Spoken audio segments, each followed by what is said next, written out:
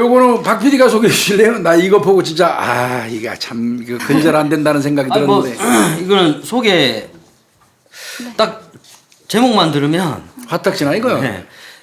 가정집까지 침투한 성매매, 출장 성매매 수법본이 침이라고 대담하다. 예. 네네.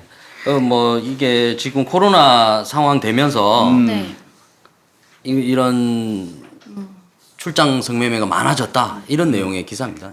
그 사람들의 이동이 많지 않고 그러다 보니까 이제 이른바 성매매도 불러가지고 하는 거. 네. 네. 그 부르는 거를 하는데, 그러니까 무슨 이제 일반적으로 뭐 성매매하는 사람들 밖에 나가서 술 마시다가 2차 만나갖고 나가고 이런 게 그 사실은 횡행했었잖아요. 네. 근데 이제 유흥업소가 거의 문 닫았잖아요. 네. 그죠? 네. 뭐 또 안마시술소 같은 데도 문 닫았죠. 안마시술소 뭐 이런 데. 물론 그런 데가 다 성매매 업소라는 의미는 절대 아니에요. 근데 이제 대체로 그런 데를 통해서 어떤 성매매가 음성적으로 이루어졌었잖아요. 네. 근데 코로나가 발생하고 나니까 이제 그런 업장들이 다 문 닫았잖아요. 그러니까 이제 그 틈을 타서 그 성행한 게 참나 이게 콜거래 센터가 생긴 거예요. 그게 41개가 생겼대요. 사이트가. 근데 막 가정집 사무실 대한민국 막 뭐야 다 이거. 가정집에서도 부르고 사무실에서도 부르고 가정집에서도 지네 집으로 오라고 부른다고? 그랬다고 그런 하는데. 정신병자 같은 놈들도 있어. 그러니까 이게 참 정말 내가 참나 이게 콜거래 연합체를 구성했네요. 네. 41개 사이트를 만들어 놓은 사이트가 41개인데 성매매 사이트가 41개인데 그 41개 사이트를 각각 운영하는 놈들이 있을 거 아니에요. 네. 그 놈들끼리 또 서로 컨소시엄 한 거예요. 네. 우리 사이트로 손님 신청한 사람들을 여성들을 제공했는데 부족해. 네. 그러면 옆에 사이트에다가 야 우리한테 온 건데 우리 지금 그 이른바 얘기하는 성매매 여성이 없으니까 니네 있지? 글로 보내주고 소개비 받았다는 네, 거야. 네. 그러니까 이게 연합이죠 뭐. 연합이죠 연합. 네, 이게 네. 기업형 성매매예요 이거 어떻게 보면. 응? 근데 이게 사실 얼마 전에 음. 이런 이제 출장 성매매 기사가 났는데 거기에는 거기에 성매매하는 여성들이 동남아라든지 이런 사람들이 많다라는 내용이었어요. 근데 지금 이 기사에는 그 카톡에서 대화했던 내용이 이렇게 나오는데 한국 사람이죠? 네. 근데 그게 이 내용을 보면 이래요.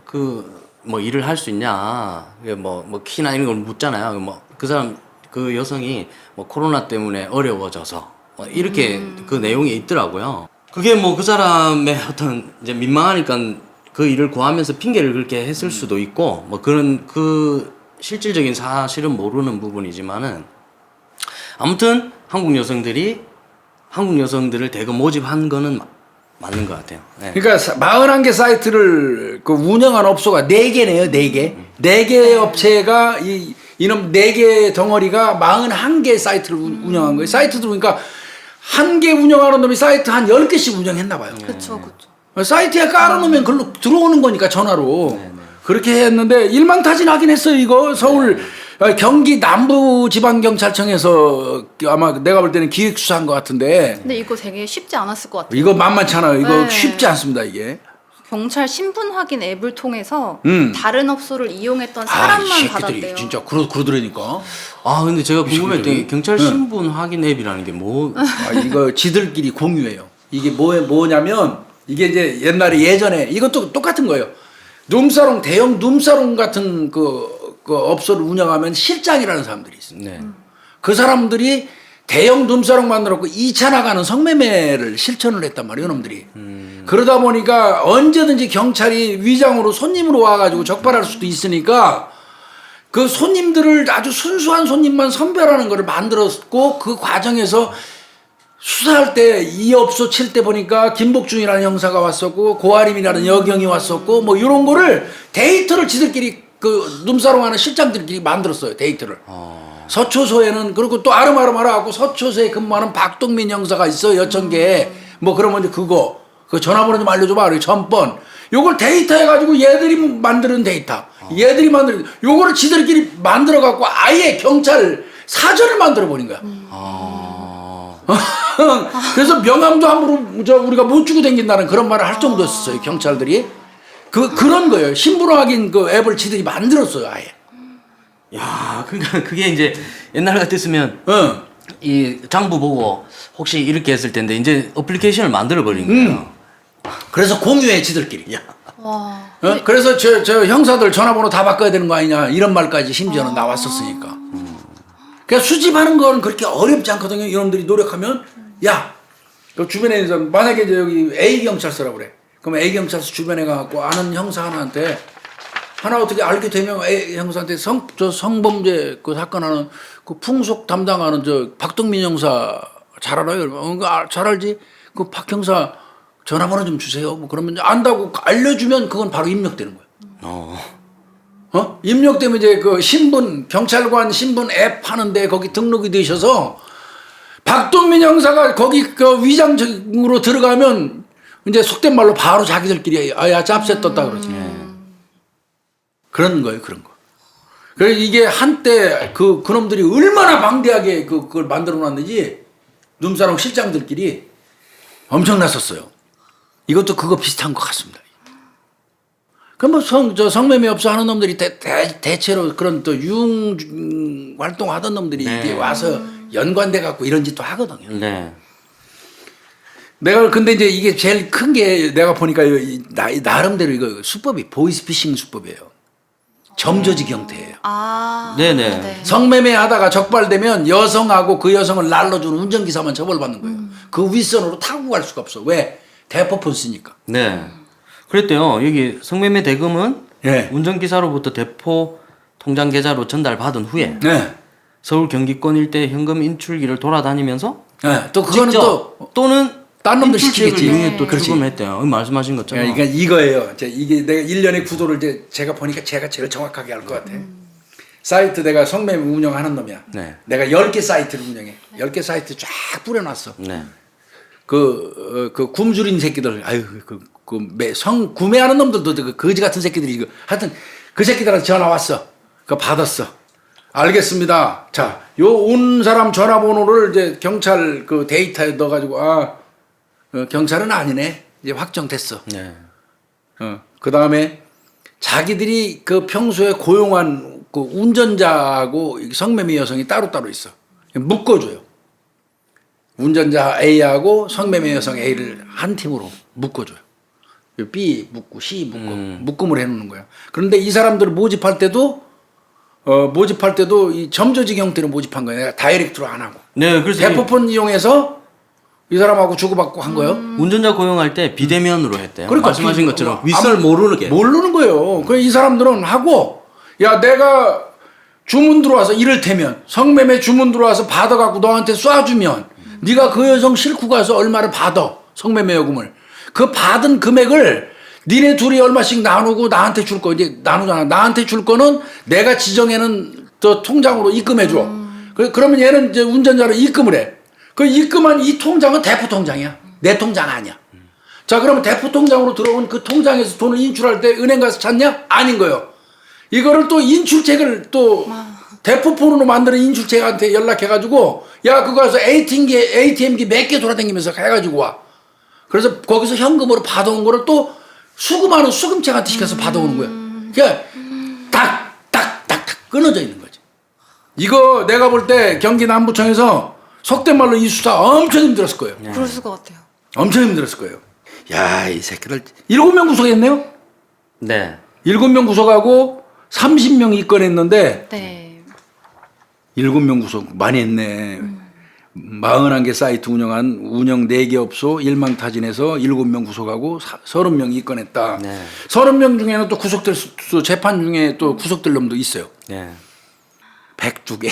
현금 카드도 예. 79개. 우와, 현금카드 범죄 79명. 수익금이 27억 원. 요거 전부 저 추징해서 환수해야죠. 이거 몰수해야지, 몰수. 네. 그래서 지금 12억에 대해서는 네. 몰수 추징 보전 조치했다고. 아, 재산. 그러니까 업주들이 소유한 재산 12억에 대해서. 그거는 이제 딴 데 처분 못하게 네네. 사전에 지금 네. 그 몰수 추징해 놨구나. 네네네. 딱 저당 잡아놓은 거예요. 쉽게 얘기해서. 네. 여차하면 이제 재판 과정에서 몰수 판결만 나오면 그 놈들이 가지고 있는 12억은 바로 처분해서 회수해 버리는 거예요. 잘한 거죠, 이거. 맞아요. 경찰 신분에 앱을 이용한 거 맞고요. 네. 얘네들 박 PD님 내 접대 시간에 우리 얘기했었던가요? 네. 성매매 하려고 어떤 그 쭈다 같은 놈들이 성매매 하고 싶어 하고 업주가 죄송하지만 당신이 경찰인지 아닌지 우리가 모르기 때문에 어렵습니다. 미안하지만 신분증을 좀 보내라고. 보내십시오. 그러니까 그 성매매 한번 하겠다는 지 돈 주고 하겠다는 일념으로 지 주민등록증 앞뒤 사진 탁 찍어서 휴대폰 어플로 사진 찍어서 보내. 이거 세상에 전응아요, 전응아. 요즘 내 신분증 나가면 어떻게 되는지 알죠? 근데 그런 전응아들이 꽤 있더라고. 이놈들 아마 모르긴 해도 그런 식으로 받은 사람들 건 이용해서 대포폰 만들었을 거예요. 여기 대포폰 102개에는 성매매 하려는 일념으로 신분증 복사해서 보내신 분들 지도 모르는 휴대폰 계속 그 개설돼 갖고 돈만 내면 지는 모르잖아. 아마 이용돼서 가능성이 102개 중에는 많아요. 내가 볼 때는. 잘 들으셨죠? 큰일 납니다. 우리 구독자님들 성매매 돈 주고 하려고 줄 서서 신분증 주는 그런 바보들은 사건으로 안 들어. 그러니까 신분증을 아무데나 주지 말자. 이건. 큰일 나는 거야. 큰일 나는 거야. 인생 끝나는 거야. 쫑나는 거요. 뭐 요즘 막 20, 30대가 어려우니까 고액알바 네. 이거 했을 때 이런 인출책 이런 걸로 많이 그럼요. 자기도 모르게 범죄를 저지르는 경우가 너무 많아가지고 이거는 절대 안 됩니다. 절대. 내가 볼 때는 이 사건은 저 사건을 일망타진한 것도 중요하지만 네. 신분증 그대로 카피해서 주고 성매매 한번 지돈 주고 한 놈 그 모자란 그 모질이들 반성 많이 해야 돼요. 네.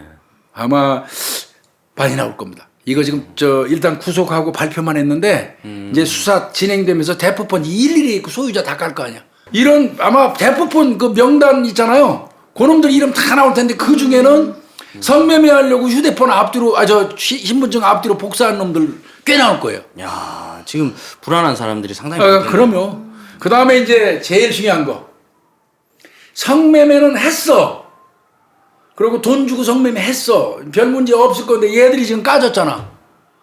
그러면 성매매라는 거는 성을 파는 사람이 있으면 반드시 성을 사는 사람도 있죠. 구매자라고 얘기해요. 남성들 성 구매자. 이것도 꼭 남성 얘기한다고 또 뭐라더만. 근데 대체로 다 남성들이죠 뭐. 이 성 구매자들 지금 집에서 오금절일 거예요. 이 사이트를 이용해 가지고 지금 성매매 이제 쉽게 얘기해서 돈 주고 성을 산 사람들 있잖아요. 오늘도 회사에서 타이핑하면서 머릿속에는 아유 씨 나까지 올래나? 이제 아마 잠 못 자는 사람 많을 것 같습니다. 성매매하고 잠 못 자고 제가 걸리면 물론 뭐 1차는 대체로 우리나라는 1년 이하의 징역 500만 원 이하의 벌금이니까 이제 뭐 1차는 기소유예 조건부 교육받는 경우가 많을 텐데 그래도 잘못하면 전과 올라가잖아. 그것도 쪽팔리게 성매매로. 요즘에 코로나 때문에 걸리는 경우가 많대요. 건너서 막 누구 남편이 몰래 갔다가 코로나 확진자랑 거기서 접촉해가지고 그래서 타고 이혼하고. 들어가다 보니까 에이. 어디 드나들었던 데가 나오는 거네 쉽게 얘기해서. 그러네. 성매매 업소 가가지고 성매매 했는데 자 이제 그거 또 역학조사하면 어디 갔는지 밝혀야 되잖아. 네. 그러면 연결해가지고. 이거 아마 10여 기소 전 몰수 추징 이거 딱 보존 조치 해놓은 거 네. 얘들은 다 뺏길 거예요. 네. 재산 다 뺏기는 거 이거. 네. 부당하게 한 거잖아요. 조성한 재산이잖아요, 그죠? 하나 더 이제 이거 네. 더 뭐 박 PD가 해주시던지. 고아림 아나운서가 제가 할까요? 네. 그 불법 마약으로 분류되는 LSD 이게 리세르그산 디에틸아미드 이거라고 하더라고요. 이걸 해외 뭐라고 다시 한번. 리세르그산 디에틸아미드. 우와 우리 고아리 아나운서가 여기 사건을 해 올리니까 이제 전문화가 돼가지고 왔네. 열심히 찾아봤어요. 그래서 이걸 해외 사이트를 통해 구입한 혐의를 받는 사회복무요원, 그러니까 공익요원에게 기회를 한 번 더 준다면서 집행유예를 선고했습니다. 법원에서. 네.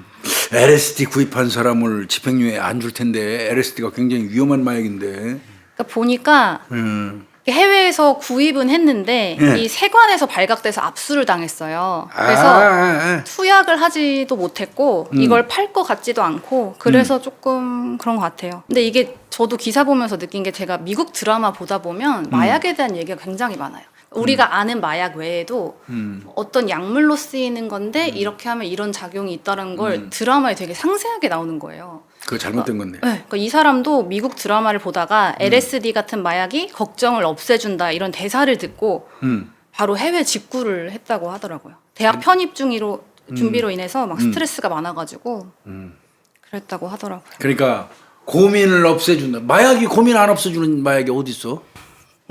하고 나면 다 맨정신 아니니까 고민 사라지는 거지. 이거는 내가 볼 때 궁색한 그 어떤 네. 변명이고요. 그래서 이거를 그러면 LSD를 내가 보니까 세관을 통해서 했잖아요. 국제 우편으로 주문한 것 같은데 사이트 네, 통해서. 해외 사이트 통해서 네. 그렇죠. 받는 그래서 과정에서 받는 건데 세관에서 적발이 돼갖고 이제 이 사람이 타고 올라와서 적발이 된 거네. 네. 수령인 이 사람이니까. 네. 그런 건데 이 사람한테 어떻게 줬다는 거예요, 형량을? 그래서 징역 2년 6개월에 집행유예 3년 선고했고 네. 2년 6개월에 40시간의 약물 치료 강의 수강할 것 명했다. 40시간 약물 치료 강의 수강 명령. 검찰은 5년 맞아요. 구형했네요. 5년. 네, 예, 5년 검찰에서는 구형했는데. 크게 본 거예요, 이거. 크게 본 건데 그러니까 결국 그겁니까? 재판부에서는 안 했다. 미리 압수되는 바람에 안 했고, 네. 또 전부 다 저 자기 범행 인정했고 인정하고 다시 갈 게 뭐 있나 이거 걸렸는데 뭐 당연히 인정하는 거지 무슨 인정하거나 말거나 무슨 상관이 있어 이거. 그런데 초범이다. 네. 마약 초범이고 유통할 목적까지는 없었을 걸로 보인다. 어떻게 알아요? 어떻게 알죠? 판사님들 하기야 대한민국 판사님들은 신이에요. 글쎄요. 그리고 가족들하고 유대관계 좋은 점도 참작이 되네요. 저도 그게 신기했어요. 그러니까 좋게 봐주려고 뭐 이것저것 찾다 보니까 네네네 그러는 것 같은데 예. 야, 여기다 또 그것도 쓰지. 여자친구하고도 돈독한 관계를 유지한다고 쓰고 스승님한테도 깍듯이 예우를 하는 아이 착한 아이라고도 쓰고 왜 그 쓸 거 많은데 이렇게 쓸까? LSD는요.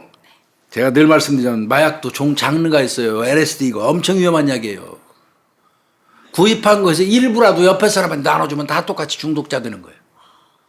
이거는 저는 이제 이 기사에서 제가 나름대로 문제가 두 가지를 좀 짚어보면 그 지난번에 저희들 사건의 메일에 그 마약 투약자라고 징역을 살고 나오신 분이 자기가 한번 얘기할 수 있겠다 해서 메일을 주신 적이 있어요. 그래서 그분 한번 모셔서 한번 해요. 근데 뭐 결과적으로 그 이후에 또 연락이 안 되어서 모시지는 못했는데 그분하고 이제 길게 통화를 하면서 했던 그분이 그런 얘기를 했어요.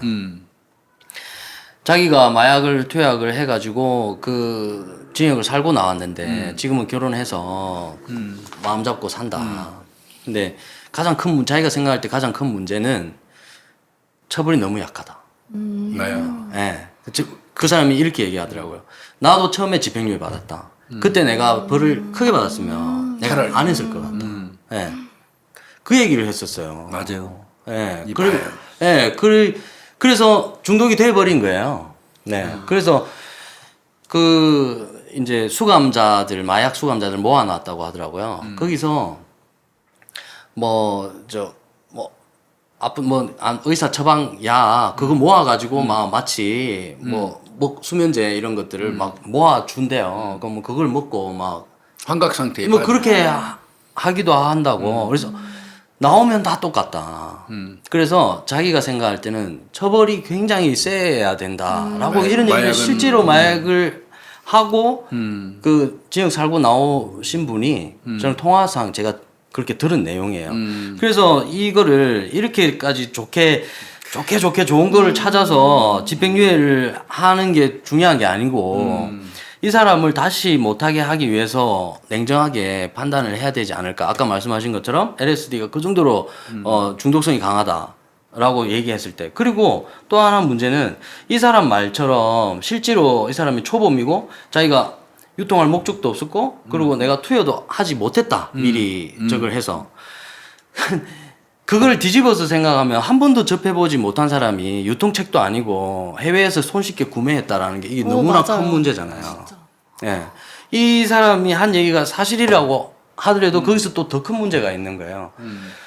그런데 지금 법원에서 판단이나 이런 부분들은 이렇게 이걸 이렇게 그냥 표면적으로 넌 처음이니까 초범이니까. 네, 가족 관계도 뭐 괜찮고 앞으로 그러지 마 하고 넘어갈 일인가 이게.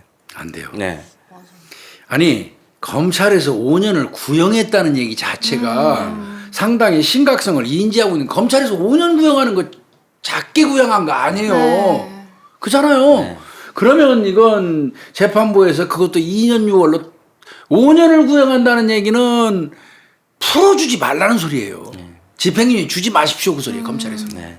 그런데 2년 6월로 3년 미만으로 낮춰가지고 집행유예 기준을 만드는 거 아니에요 재판부에서. 근데 잘 아시지만 5년을 구형하고 저 3년 이상의 형에 처해지면 집행유예 안 돼요 요건이. 근데 2년 6월을 다운시키는 얘기는 풀어주려고 한 거거든요. 그런 과정에서 보니까 이제 초범이라는 거 강조했고 도달하지 못했다는 거. 그 다음에 이거는 허무맹랑한 거예요. 가족들과 유대관계 좋은 거 이런 거를 했다 그러면 좀 문제 있는 것 같고요. 내가 생각할 때는 얘가 적발된 계열이 처음일까 아닌가를 따져봐야 될 것 같아요. 아까 우리 박 PD가 아주 예리하게 말씀하셨어요. 해외 사이트를 이용해서 국내로 반입하려는 노력 자체를 한 것부터 네. 이게 과연 처음일까도 따져봐야 돼요.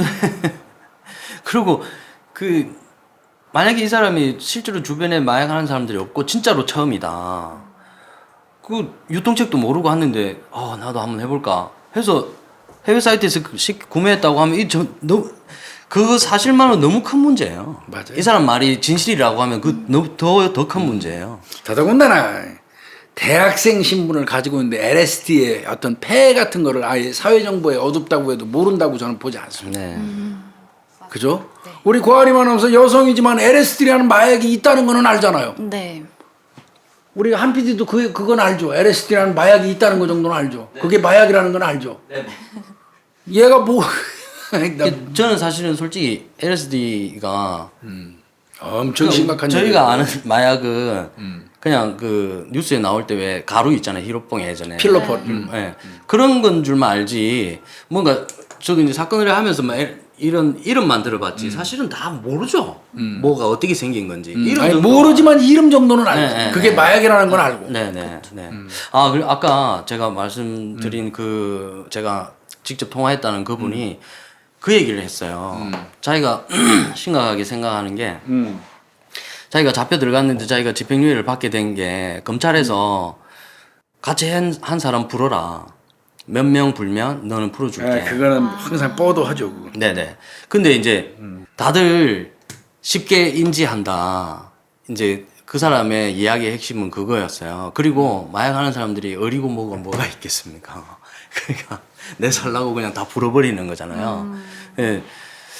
뭐 그런 부분들이 수사상으로서는 뭐 어쩔 수 없는 부분이지만은 그렇게 하더라도 이 마약 관련 처벌이라든지 이런 게 상당히 좀 세져야 되지 않나. 뭐 잘 아시겠지만 싱가포르는 마약 가지고 가다가 공항에서 걸리기만 해도 사형이잖아요. 중국에서도 외국인도 사용시켜요. 맞아요. 이게 제가 접대 한번 말씀은 다 드려서 우리 구독자님들 알 거야. LSD는 밀에서 나는 잡초 맥각에서 이 도출하는 거라고 그랬는데 자전거 타고 하늘로 최초로 올라갔던 박사님이 만들었다고 제가 얘기했잖아요. 이게 코카인의 100배, 예? 메스암페타민 우리가 얘기하는 일반적인 필로폰 그게 300배예요. 이거 심각한 거예요. 그리고 내가 이게 가장 이 문제가 되는 게 뭐라고 그랬어요? 한참 지난 다음에 다시 발현한다. 네네네. 국내에서도 그런 일이 있었잖아요. 얘가 미국으로 유학 가기 전에 친구들 만나갖고 LSD 했는데 마약했는데 집에 와가지고 이모하고 엄마 발현돼갖고 살해하고 미국에서는 10년 후에 그 후유증이 나타나갖고 일 저질렀다는 네. 보고서도 있다고 제가 말씀드렸잖아요. 네, LSD는 이거 상당히 심각하거든요. 환각 재현작용이 이게 굉장히 많다는 거. 이거 내가 몇 번 말씀을 드렸는데 이 LSD는 사실은 수사기관에서는 거의 안 봐주거든요. 마약도 나름이거든요. LSD는 굉장히 심각하게 보거든요. 근데 그렇게 했네요. 맞아요. 이게 우리 박 PD 얘기 잘하셨어. 이거는 처벌을 마약은 좀 강화해야 돼요. 네. 사회를 완전히 병들게 만드는 게 마약이에요. 마약 그 주변에서 우리 고아리 만나서도 들어봤어? 들어봤어요? 근데 그냥 일단 이태원 가면은 그 나는 냄새가 마약 냄새라고 하잖아요. 대마초? 네. 우리 고아리 만나면서 그 냄새 알아? 전 잘 모르는데 약간 안다고 그러니까 미국에서 살던 애들은 안 돼요. 마리화나 네. 미국에서야 뭐 일부 주는 뭐 캘리포니아는 합법 인데도 있죠. 네. 그 과자 원료도 만들고 캐나다도 합법이고 프랑스 같은 데도 뭐 그렇고 네덜란드는 정해진 장소에서 필 수 있고 그래서 마약으로 분리는 안 하는데 이제 그 고유의 냄새 네. 뭐 떨이라고 우리 때는 얘기했는데 떨 냄새 나는데 그럼 우리가 따고 그랬는데 나는 그 냄새를 잘 알죠. 나는 그 냄새를 알죠. 근데 그게 뭐 이 쑥 태우는 냄새하고 거의 유사해요. 근데 이태원 쪽 가면 이제 그 냄새가 나는데 그게 반드시 이른바 얘기하는 대마라고 마리화나라고 단정 지으면 안 돼요. 뭐냐면 마른 쑥을 그 습기 찬 그 영업장 사람들이 네. 많이 드나드는 그 영업장 지하 같은 데는 냄새가 퀴퀴한 냄새가 많이 나잖아. 그래서 쑥을 피우는 경우도 많아요. 그래서 그 냄새가 밖으로 나오는 거를 대마로 인식할 수도 있어요. 마약한 사람들을 우리가 방송에서 몇 번 얘기했지만 박 PD님 마약한 사람들을 검거하러 갔을 때 걔가 고층에 살잖아요. 그럼 매트리스 깔고 시작해야 돼요. 이 새끼들은 지들이 날아갈 수 있다고 생각해요. 경찰이 가면 날아가 창문으로. 그래서 제일 먼저 창이나 베란다 있는 데를 거기부터 막고 말씀하시죠. 할 수만 있다면 베란다 밑에다가 창문 밑에다가 매트리스 깔아놓고 뛰어들어가야 돼요. 걔들은 지가 날아간다고 생각하고 날른단 말이야. 날르는데 이제 대가리부터 처박혀 죽지. 그거 보니까 요즘에 식욕억제제 이런 것들도 이런 부작용 있다고 하더라고요. 그게 이제 여성들이 최초에 아무것도 모르고 접근하는 게 다이어트 식품. 그 남자들은 뭐겠어요? 뭐 정력이죠. 정력제. 그러니까 그 식욕억제제 이제 형태인데 뭐 다이어트에 좋다 이런 식으로 그 조범들 아무것도 모르는 여성들이 끌려간 케이스는 조사해 보면 거의가 사이트에 그 다이어트라는 그 꼭지 그 단어를 보고 들어갔고 남자들은 이제 정력제 이렇게 들어갔어요. 네, 그거 아니죠. 드디어 이제 이 자식들 다 정리되는 것 같습니다. 네네네. 엠번방 관련된 새끼들 있잖아요. 네. 엠번방 최초에 개설했던 놈이 갓갓이라는 놈이잖아요. 네. 네. 그 새끼 징역 34년 확정됐어요. 대법원에서. 네. 그 다음에 이제 박사방 그 2인자 붓다 있었잖아. 붓다. 이 새끼는 징역 15년. 네. 그러니까 이제 얘네들 거의 다 갓갓 이놈은 최초로 개설한 놈인데 문영욱이. 네. 이름이 문형욱. 네. 얘는 이제 아까 얘기한 것처럼 34년으로 끝났고요. 그 다음에 박사방에서 조주빈이 밑에서 2인자 활동한 놈 있잖아요. 붓다, 강훈. 네. 요 놈은 이제 징역 15년 이렇게 아예 확정돼 버렸습니다. 이거. 네, 네. 네. 조주빈은 42년 확정. 예, 조주빈은 42년. 네, 네. 요 놈들이 나쁜 거는 내가 볼 때는 요 놈들이 그 음란 동영상을 올리는 것 자체로 이렇게 큰 처벌을 받은 게 아니에요. 네. 거기에 이용된 아이들이 그 아동 청소년이에요. 그 아이들의 성을 착취하고 그 착취한 그 동영상물을 올려서 유포하고 판매하고 했기 때문에 아마 내가 볼 때는 징역형 최근에 나온 것 중에서 이렇게 많이 나온 거는 못 보셨죠? 네. 그죠? 네. 근데 이거는 그동안 어쨌든 저희들이 항상 이 선고에 대해서 항상 이렇게 불만족스러웠잖아요. 그렇죠. 근데 이 부분은 참 좀 시원했던 것 같습니다. 예, 이거는 아마 이렇게 안 하면 또 안 될 것 같고요. 네, 네, 네. 이거 말고 어떤 놈 같은 경우는 시간 그 차이 때문에 미국으로 보내야 할 입장인데도 못 보내고 그냥 슬쩍 살고 나간 놈도 있잖아요. 예. 네. 그리고 요거 이어서 제가 한 가지만 네. 지금 최근 기사인데요. 이게 10일 날 기사인데 조주빈의 후에 1625명 검거. 이게 지금 이 조주빈 사건에서 났는데도 그런 짓을 하는 새끼들이 또 있다는 게 1600명이라고요? 근데 그거보다 그 사실보다 더 심각한 게 피의자 절반이 10대 20대예요. 네. 근데 얘네들이 제작까지 해요. 10대. 20대. 근데 지금 여기에 보면 피의자 연령대를 분석해 보면요. 피의자. 예, 예. 그러니까 피의자 연령대가 20대가 33%, 네, 10대가 29%, 474명, 그리고 30대가 395명, 24%, 40대가 160명, 9.8%, 50대가 55명, 3.4%인데요. 아, 10대가 29%나 된다고? 근데 여기서 디지털 매체 사용에 익숙한 10대에서 30대들의 피의자의 다수를 차지하는데 이 사람들이 특히 이들은 성착취물 제작 공급 행위의 상당한 비중을 차지한 것으로 나타난다. 그러니까 10대에서 30대가 얘네들이 공급뿐만 아니라 제작 공급자 919명 중에 753명 81.9%가 10대에서 30대예요. 이거는 어차피 인터넷 관련돼서 조주빈이가 하는 것처럼 사이트 운영하는 거는 나이 먹은 세대가 할 수 있는 건 아니에요. 그러니까 10대에서 30대로 국한되는 거는 뭐 자연스러운 현상일 것 같은데 문제는 조주빈이가 40몇 년씩 징역을 받는 걸 알면서도 여전히 이따위 짓을 한다는 게 이게 심각한 거죠. 이 10대가 아무튼 거의 30%거든요. 29.2%예요. 아, 이게 정말 이게 상당히 요즘에 신분위장까지 해가지고 경찰이 수사를 하는데 말이야. 그것도 저희가 바로 지난주 다뤘잖아요. 근데 10대들이 이거를 죄의식을 느끼지 않는 게 맞아요. 그 문제인 거예요. 아직 미성숙해서 그럴까? 그건 아닌 것 같은데 요즘 애들 영악해서. 아 그래. 이거는 제가 생각할 때는 끊임없이 단속하고 끊임없이 처벌하는 수밖에 없어요. 그리고 제일 중요한 건 나는 이제 거기에 하나 덧붙이면 그런 동영상을 향유하는 사람들이 문제가 더 많아요. 사실 외국에서는 그 소지만 해도 15년형. 음란 동영상 중에서 아동 네, 아동 청소년을 청소년. 이용한 네. 우리나라도 음란물 소지죄는 있어요. 네. 소지죄는 있는데 우리는 좀 약하고 이거 정말 이거는 내가 볼 때 난제 중에 난제예요. 네. 네. 그래도 어떻게 하겠어요? 뭐 계속 우리가 조주빈이 42년? 네네. 조주빈이 42년 받았다. 갓 문영욱이 이 새끼는 34년 받았다. 붓다 강훈이는 15년 받았다. 이거 계속 강조할 수밖에. 네네.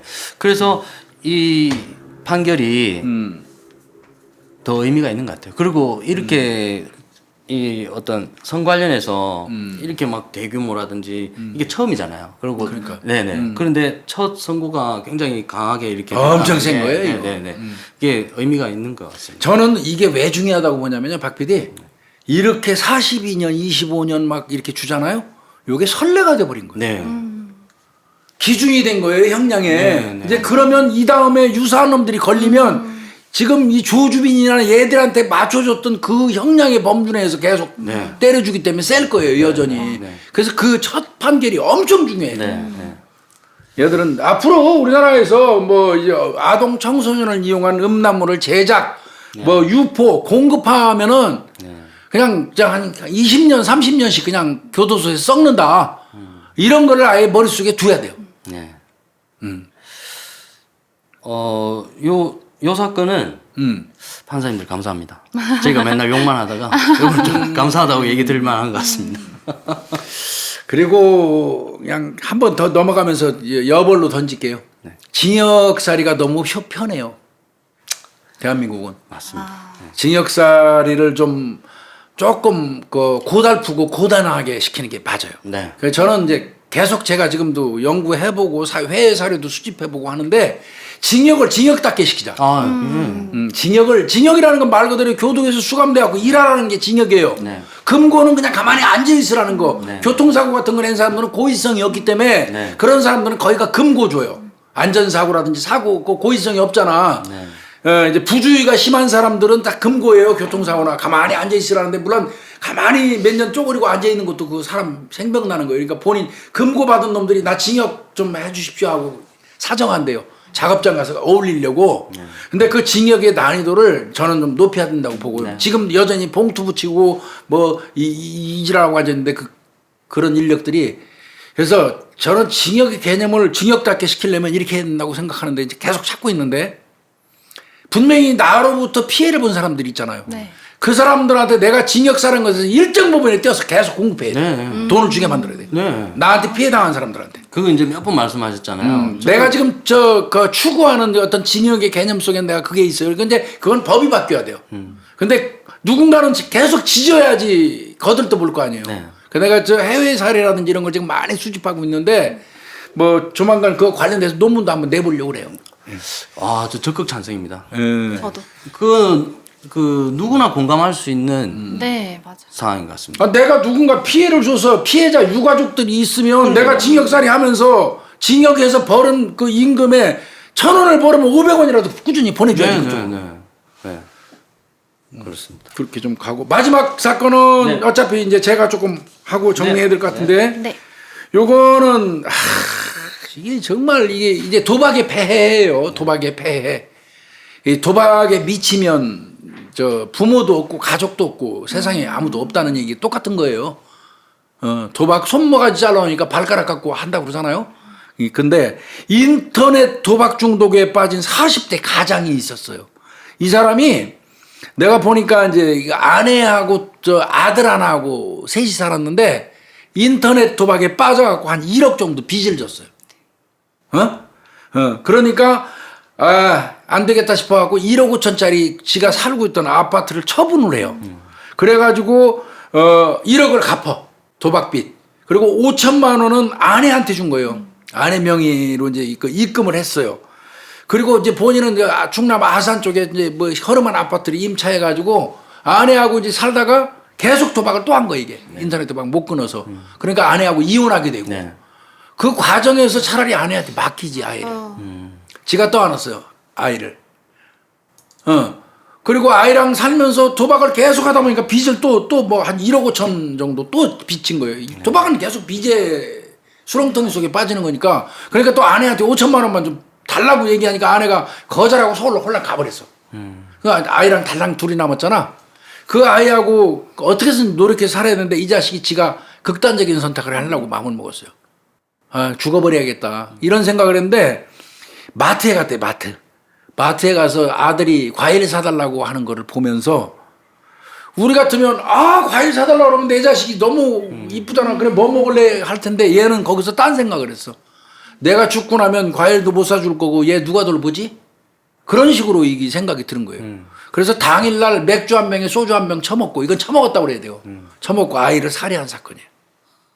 기가 막힌 일입니다. 이거 정말. 이게 사람이에요? 김명준은 그 말 맞다나 이게 사람입니까? 참. 그 어린애 5살짜리에 5살짜리 아들 얼마나 천벌을 받으려고. 이게 이제 이런 기사를 접하면 이제 자식이 있는 부모의 입장에서는 저도 애들이 이제 8살, 9살이잖아요. 어우, 막 이게 너무 힘들어요. 감당이 안 돼. 막 그 똑같이 막 이 뭐라 표현을 할 수가 없는데 막 감정이 올라와요. 사람이 아니고 사람이냐고 이런 나쁜 놈 새끼 말이야 이거. 이런 새끼한테 징역 12년 줬어요. 뒤질라고 맘먹었던 새끼한테 무슨 12년이에요. 그냥 평생 푹 썩게 놔두지. 네. 무기징역 같은 거 때려가지고. 하긴 무기징역 때려놓으면 이 새끼 저 밥 처먹고 하는 거 다 우리가 세금 내서 대줘야 돼. 피복비까지 의료보험까지 우리가 내주는데. 뭐 늘 말씀드리지만 좀 저 사형 확정된 놈들 무기징역 사는 300 몇 놈 이것들 교도소에서 그 쓰는 돈 처먹고 입고 저 병원 가서 치료하고 그 의료보험도 걔들 내거든요. 의료보험도 우리가 세금 내서 대주는 거예요 그거.